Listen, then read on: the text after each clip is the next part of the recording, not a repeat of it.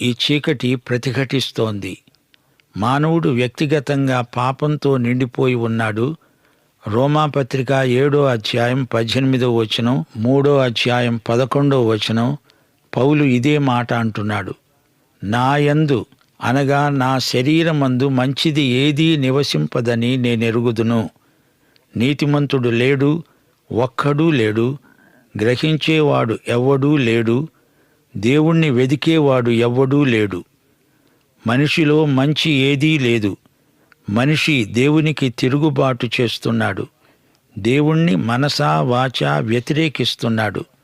రోమాపత్రిక 8వ అధ్యాయం 7వ వచనంలో మనిషి సహజ మనస్తత్వం ఎలాంటిదో వివరిస్తూ పౌలన్నాడు, శరీరానుసారమైన మనస్సు దేవునికి విరోధం. అది దేవుని నియమానికి లోబడదు, ఏమాత్రమునూ లోబడనేరదు.